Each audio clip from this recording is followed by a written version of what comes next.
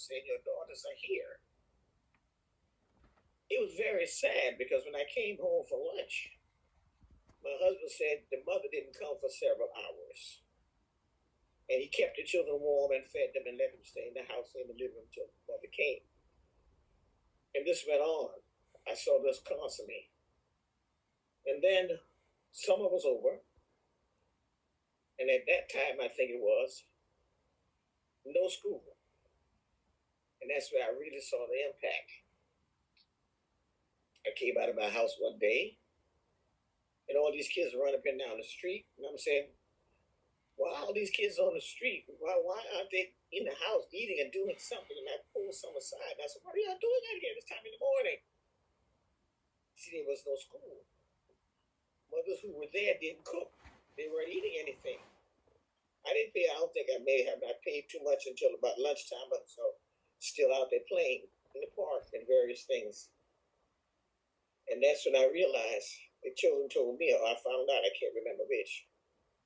There's no school, there's no hot breakfast, and there is no lunch. So my husband being retired, I asked him to go to the store, get me a whole case of bologna, make bologna sandwiches, go to farmer's market and get fruit, and go to Halo Farm and get some juice. And we bought a big long table and set it out front and told the children who didn't have anything to eat just to come by and get a sandwich, a fruit, and some juice. That meal, I think, maybe we got about 50 or 60 sandwiches out of there. I can't remember how many. But the children never took more than one.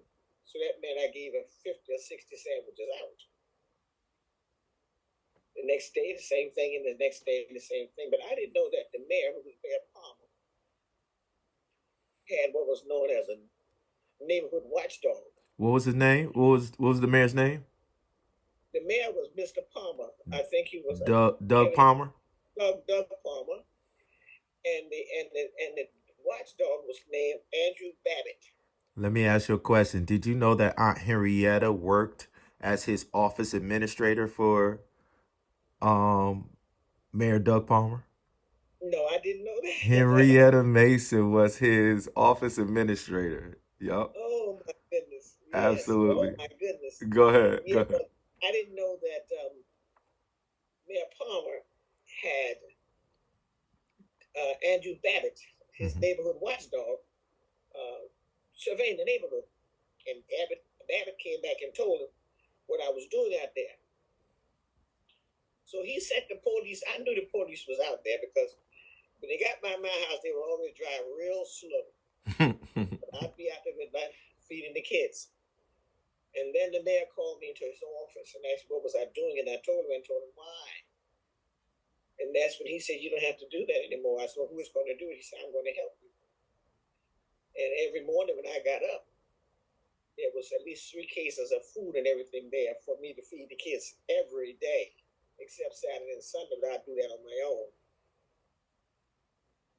And then I realized some days it would be raining. Some days it's cold during the summer. So I went and bought a tent. I didn't ask anybody. I know I could have gone to jail, prison, wherever. I found me a vacant lot down the street, put up this big tent, and bought my own chairs out of my own monies, and had the children come under the tent. Well, I'm saying that while y'all under the tent for a couple of hours, let's learn some Christian songs, some Bible stories, and I love telling Bible stories. So now the thing where I had to put up this tent. The tent people brought the tent, and I said, oh, Lord, I ain't never put up a tent in my life. But I told the neighbors what I wanted to do to feed the children because it was raining some days and cold, and I didn't want the children standing outside in the rain waiting for a sandwich. And so 2 of the biggest, tallest drug dealers I've ever seen in my life came to my house and said, Miss Harris, you want this tent up?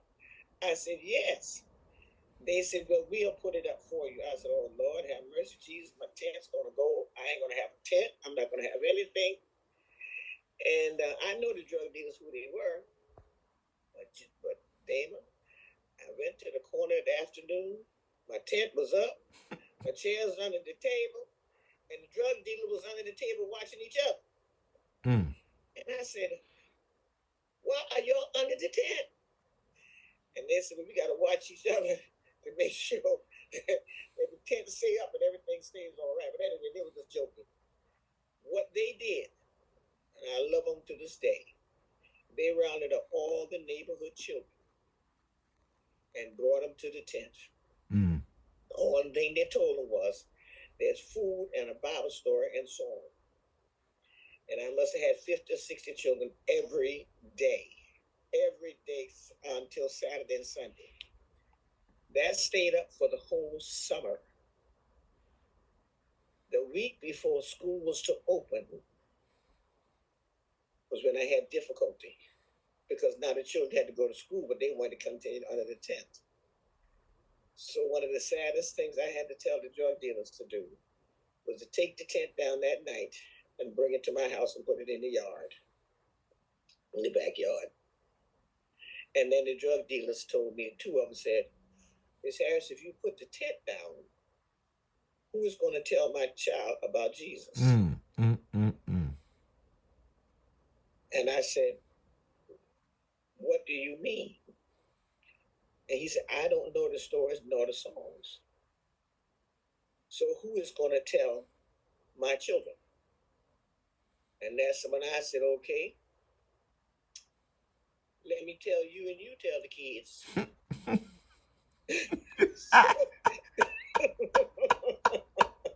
So I brought them to the house. I heard that. So I said, well, now I'll tell you what we're going to do. If you really want to know about Jesus and how to talk with your children about, the stories and where to find them, because I had to give them the text and they write it down, then let's have a Bible study at my house. And that's how one of the Bible studies took off. Beautiful. From the drug dealers and the people in the neighborhood. Beautiful. Who wanted to know how to tell their children Bible stories and to sing the songs of Jesus. So that's a perfect segue into, okay, so now my father is assigned to East Clinton, and he's given the church over there, and he has a building, and he's scratching his head. I'm at home. He like, man, we're gonna have to do a 10 effort. This is what he's saying. This is what he's saying the whole time. He like, man, I studied with E.E. Cleveland down there, and I know how to do a 10 effort. I know how to do Revelation seminars. He's like, so we're going to have to roll up our sleeves. We're going to have to knock on some doors. And sure enough, we get into the community and well, let me back up a little bit. We knew Mom Harris because Mom Harris was teaching in the educational complex before she went to public school. She was teaching at my home school, Mount Sinai, which is my grandmother and them original church, Mount Sinai Seventh-day Adventist Church. So, of course, our family already knew Mom Harris from Mount Sinai. So to find out that Mom Harris already had Bible studies, and me and Terry were like, oh my goodness, she just made our job easy. We were thinking we were starting from scratch with an empty church. So to find out that you and Percy and Daphne and all of your children and Brian already had people at, oh man, that was like a dream come true. So now let's talk about how you went from just the church and worshiping to the Harris houses.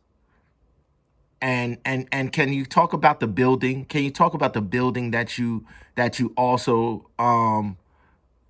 purchased in that neighborhood, right? Which one? Or the big building over Mulberry Street? Yes.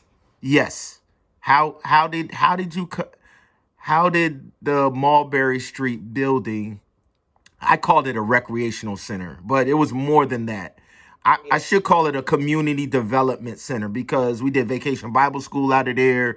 We did like after school programming. So can you tell how you went from Walnut Avenue to Mulberry Street building? Well, going back to the drug dealers, Mm-hmm. and that's when I had you and others. Mm-hmm. I said to myself at that time when I looked around, I was taking a class, I don't know when I took it, in the college in New York, when one of the professors said, when you see an injustice going down, Uh-huh. and you don't make yourself a committee of one to make some action happen, to correct it, Mm-hmm. you become a part of the action that went down. Yes. You either speak for it or against it. Mm-hmm. An accomplice. That's called an accomplice too in the legal system. Right. So Right. what I did was when I had the drug dealers, Mm-hmm. I wanted other people to know as well. Mm-hmm.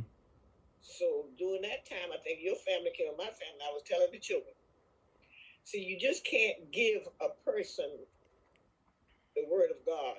Mm-hmm. You have to